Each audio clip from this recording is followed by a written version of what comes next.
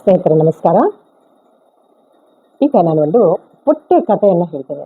ಈ ಪ್ರಸ್ತುತ ಕಾಲಘಟ್ಟಕ್ಕೆ ಈ ಒಂದು ಕತೆ ತುಂಬಾ ಯೋಗ್ಯವಾಗಿದೆ ಅಂತ ನನ್ನ ಭಾವನೆ. ಈ ಕಥೆಯನ್ನು ಕೇಳಿದ್ರೆ ನೀವು ಕೂಡ ಹಾಗೆ ಅನಿಸ್ಬೋದು.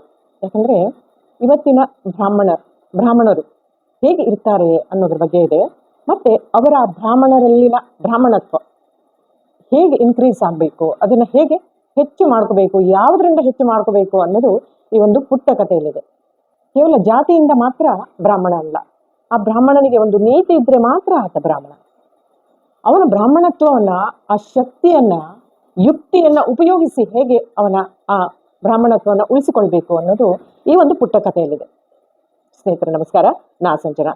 ಫ್ರೆಂಡ್ಸ್, ಈ ಒಂದು ಪುಟ್ಟ ಕತೆ ಚಿಕ್ಕದು, ನೀತಿ ದೊಡ್ಡದು ಅನ್ನೋ ಹಾಗೆ ಒಬ್ಬ ಬ್ರಾಹ್ಮಣ ಕೆಲವು ಸಂದರ್ಭಗಳಿಂದ ಪರಿಸ್ಥಿತಿಗೆ ಅನುಗುಣವಾಗಿ ತಮ್ಮ ಧರ್ಮದ ಸತ್ಯ ಅಧಿಕಾರದಿಂದ ದೂರ ಇರ್ತಾರೆ. ಆದ್ರೆ ಅದೇ ಒಬ್ಬ ಬ್ರಾಹ್ಮಣ ತನ್ನ ಕ್ರಿಯೆಯ ಮಾರ್ಗದಲ್ಲಿ ದೃಢವಾಗಿ ನಡೆದರೆ ದೈವಿಕ ಶಕ್ತಿಗಳು ಅವನನ್ನ ಅನುಸರಿಸುತ್ತವೆ. ಗಾಯತ್ರಿ ಮಂತ್ರದ ಫಲ ಒಬ್ಬ ಬ್ರಾಹ್ಮಣನನ್ನ ಎಲ್ಲಿಯೂ ತಂದು ಕೂರಿಸಬಹುದು. ಧರ್ಮದ ಗಾಯತ್ರಿ ಮಂತ್ರ ಅವನನ್ನ ಬ್ರಹ್ಮನನ್ನಾಗಿ ಮಾಡಬಹುದು. ಸಂಸ್ಕಾರ ಹೊಂದೋದು, ತಿಳಿದುಕೊಳ್ಳೋದು ಮತ್ತು ಅನುಸರಿಸುವುದು, ಈ ಮೂರು ಮಾಡಿದ್ರೆ ಮೂಲ ಬ್ರಹ್ಮನಲ್ಲಿ ವಿಲೀನಗೊಳ್ಳುವ ಶಕ್ತಿ ಕೂಡ ಅವರಿಗಿದೆ, ಆ ಸಾಮರ್ಥ್ಯ ಕೂಡ ಅವರಿಗಿದೆ. ಹಾಗೆ ಈ ಒಂದು ಕಥೆಯಲ್ಲಿ ಒಂದು ರಾಜ, ಒಂದು ಮಂತ್ರಿ ಕತೆ ಬರುವಂಥದ್ದು. ಅಂದ್ರೆ ಅಕ್ಬರ್ ಬೀರ್ಬಲನ ಕತೆ. ಹೇಗೆ ತನ್ನ ಬ್ರಾಹ್ಮಣನಲ್ಲಿನ ಒಂದು ಗಾಯತ್ರಿ ಮಂತ್ರದ ಮೂಲಕ ತನ್ನ ಶಕ್ತಿಯನ್ನ ಇನ್ಕ್ರೀಸ್ ಮಾಡ್ಕೊಳ್ತಾನೆ.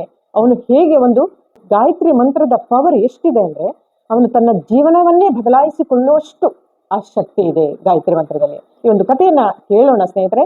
ಈ ವಿಡಿಯೋನ ಕಂಪ್ಲೀಟ್ ಆಗಿ ನೋಡಿ. ದೊಡ್ಡ ಕಥೆ ಏನಲ್ಲ, ಚಿಕ್ಕ ಕಥೆ. ಅದಕ್ಕೆ ಹೇಳಿದ್ದು ಕಥೆ ಚಿಕ್ಕದು, ನೀತಿ ದೊಡ್ಡದು ಅಂತ.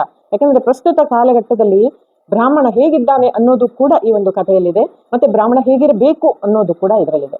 ಸೊ ಕೇಳೋಣ ಅಲ್ಲ, ಬನ್ನಿ ಸ್ನೇಹಿತರೆ. ನೀವೇನಾದ್ರೂ ಫಸ್ಟ್ ಟೈಮ್ ವಿಡಿಯೋನ ನೋಡ್ತಾ ಇದ್ರೆ ದಯವಿಟ್ಟು ಸಬ್ಸ್ಕ್ರೈಬ್ ಮಾಡಿಕೊಂಡು ವಿಡಿಯೋನ ನೋಡಿ. ಹಾಗೆ ಕಥೆ ಇಷ್ಟ ಆದ್ರೆ ಲೈಕ್ ಮಾಡಿ ಅಂತ ಹೇಳ್ತಾ ಬನ್ನಿ ಕಥೆಯನ್ನ ಸ್ಟಾರ್ಟ್ ಮಾಡೋಣ.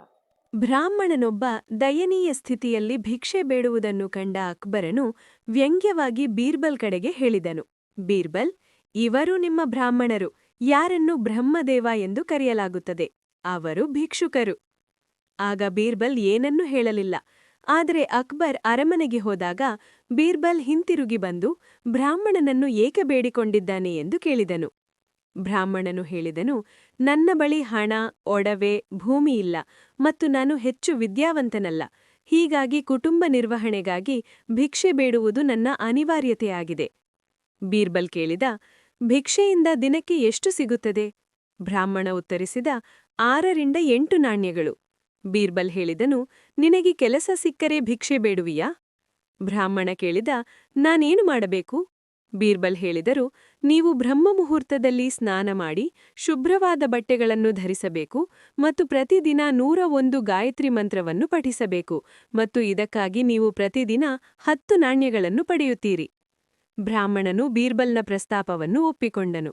ಮರುದಿನದಿಂದ ಬ್ರಾಹ್ಮಣನು ಭಿಕ್ಷಾಟನೆಯನ್ನು ನಿಲ್ಲಿಸಿದನು ಮತ್ತು ಬಹಳ ಭಕ್ತಿಯಿಂದ ಗಾಯತ್ರಿ ಮಂತ್ರವನ್ನು ಪಠಿಸಲು ಪ್ರಾರಂಭಿಸಿದನು ಮತ್ತು ಸಂಜೆ 10 ನಾಣ್ಯಗಳನ್ನು ಉಡುಗೊರೆಯಾಗಿ ತನ್ನ ಮನೆಗೆ ಹಿಂದಿರುಗಿದನು.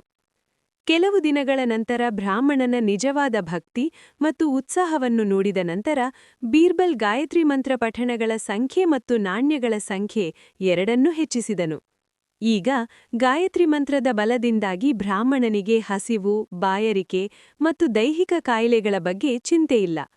ಗಾಯತ್ರಿ ಮಂತ್ರ ಪಠಣದಿಂದಾಗಿ ಅವರ ಮುಖವು ಹೊಳೆಯತೊಡಗಿತು.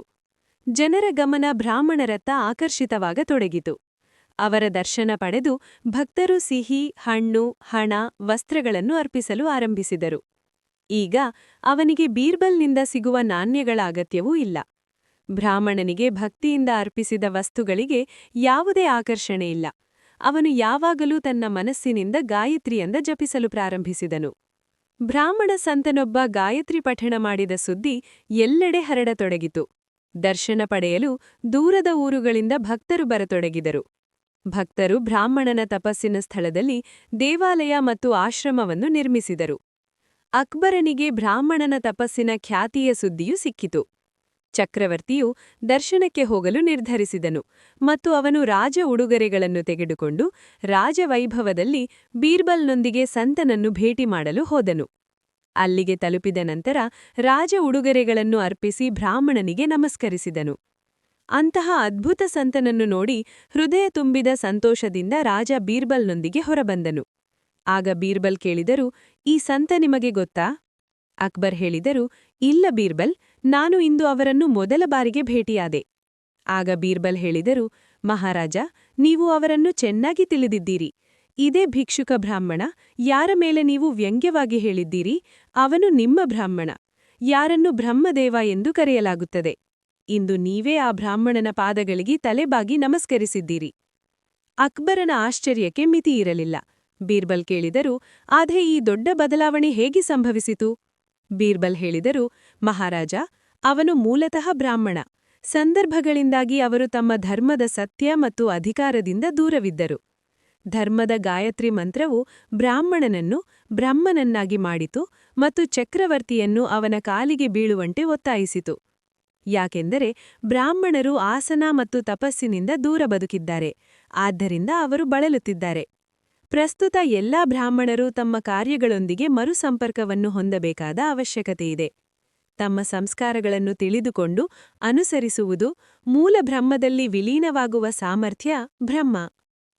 ಒಬ್ಬ ಬ್ರಾಹ್ಮಣನು ತನ್ನ ಕ್ರಿಯೆಯ ಮಾರ್ಗದಲ್ಲಿ ದೃಢವಾಗಿ ನಡೆದರೆ ದೈವಿಕ ಶಕ್ತಿಗಳು ಅವನನ್ನು ಅನುಸರಿಸುತ್ತವೆ. ನಿಜ. ಒಬ್ಬ ಬ್ರಾಹ್ಮಣ ತನ್ನ ಕ್ರಿಯೆಯ ಮಾರ್ಗದಲ್ಲಿ ದೃಢವಾಗಿ ನಡೆದರೆ ಎಂಥ ದೈವಿಕ ಶಕ್ತಿಗಳು ಕೂಡ ಅವನನ್ನ ಅನುಸರಿಸುತ್ತವೆ ಅನ್ನೋದು ಈ ಕಥೆಯ ಮೂಲ ಉದ್ದೇಶ. ಸ್ನೇಹಿತರೆ, ಇವತ್ತಿನ ಬ್ರಾಹ್ಮಣರು ಅನಿವಾರ್ಯ ಸಂದರ್ಭದಲ್ಲಿ ತಮ್ಮ ಧರ್ಮದ ಸತ್ಯ ಅಥವಾ ಅಧಿಕಾರದಿಂದ ದೂರ ಇರ್ತಾರೆ, ಆದ್ರೆ ಇರಬಾರ್ದು ಅನ್ನೋದು ಮೂಲ ಮಂತ್ರ. ಆ ಬ್ರಾಹ್ಮಣನ ಮಂತ್ರದ ಪವರ್ ಎಷ್ಟಿದೆ, ಅವನನ್ನ ಬ್ರಹ್ಮನನ್ನಾಗಿ ಮಾಡುವಂತ ಶಕ್ತಿ ಕೂಡ ಇದೆ. ಒಂದು ಚಕ್ರವರ್ತಿ ರಾಜನನ್ನ ಕಾಲಿಗೆ ಬೀಳಿಸುವಂತ ಒಂದು ಶಕ್ತಿ ಕೂಡ ಆ ಗಾಯತ್ರಿ ಮಂತ್ರದಲ್ಲಿದೆ. ಪ್ರಸ್ತುತವಾಗಿ ಈ ಒಂದು ಕಾಲಘಟ್ಟಕ್ಕೆ ಈ ಕಥೆ ತುಂಬಾ ಸೂಕ್ತವಾಗಿದೆ ಅಂತ ಅನ್ಕೊಂಡಿದ್ದೀನಿ. ಸ್ನೇಹಿತರೆ, ಎಲ್ಲ ಬ್ರಾಹ್ಮಣರು ತಮ್ಮ ಕಾರ್ಯಗಳನ್ನು ಬಿಡ್ತಾರೆ ಅಂತಲ್ಲ, ಆದ್ರೆ ಖಂಡಿತವಾಗಿ ನಾವು ಮಾಡಬೇಕು. ನಮ್ಮ ಕ್ರಮಗಳನ್ನ, ಸಂಸ್ಕಾರಗಳನ್ನ ತಿಳಿದುಕೊಳ್ಳೋದು, ಅನುಸರಿಸೋದು ಮತ್ತೆ ಮುಂದುವರಿಸಿಕೊಂಡು ಹೋಗೋದು ನಮ್ಮ ಮೂಲ ಮಂತ್ರ. ಇವತ್ತಿನ ಮಕ್ಕಳು ಮಾಡೋದಿಲ್ಲ, ಯಾಕಂದ್ರೆ ಪೇರೆಂಟ್ಸ್, ತಂದೆ ತಾಯಿಗಳು ಮಾಡೋದಿಲ್ಲ ಅಂತ ಹೇಳಿ ಅವರು ಕೂಡ ಮಾಡೋದಿಲ್ಲ. ಹಾಗೆ ಆಗಬಾರದು ಅನ್ನೋದು ಈ ಕಥೆಯ ಮೂಲ ಉದ್ದೇಶ. ಸ್ನೇಹಿತರೆ, ಇನ್ನಷ್ಟು ಇನ್ಫಾರ್ಮೇಟಿವ್ ಕಥೆಗಳನ್ನ, ವಿಡಿಯೋಗಳನ್ನ ನನ್ನ ಈ ಒಂದು ಯೋಗಾಮೃತ ಚಾನೆಲ್ದಲ್ಲಿ ಹಾಕ್ತಾ ಇರ್ತೇನೆ. ಸೊ ಫ್ರೆಂಡ್ಸ್, ಈ ವಿಡಿಯೋ ನಿಮ್ಗೆ ಇಷ್ಟ ಆಯ್ತಲ್ಲ? ಮತ್ತೆ ಆಗದಡ ಒಂದು ಲೈಕ್ ಮಾಡಿ, ಶೇರ್ ಮಾಡಿ, ಪುಟ್ಟ ಮಕ್ಕಳಿಗೆ ತಿಳಿಸಿ ಹೇಳಿ, ಹಾಗೆ ಸಬ್ಸ್ಕ್ರೈಬ್ ಮಾಡಿಕೊಂಡು ವಿಡಿಯೋವನ್ನ ನೋಡಿದಿರಿ ಅಂತ ಭಾವಿಸ್ತಾ ಮುಂದಿನ ವಿಡಿಯೋದಲ್ಲಿ ಮತ್ತೆ ಭೇಟಿ ಆಗೋಣ. ಎಂದಿನಂತೆ ಮತ್ತೊಂದು ಇನ್ಫಾರ್ಮೇಟಿವ್ ವಿಡಿಯೋದೊಂದಿಗೆ. ಅಲ್ಲಿವರೆಗೂ ಎಂದಿನಂತೆ ನಮ್ಮ ಆರೋಗ್ಯ ನಮ್ಮ ಕೈಯಲ್ಲಿ. Thank you. Thanks for watching. ನಮಸ್ತೆ. ಧನ್ಯವಾದ.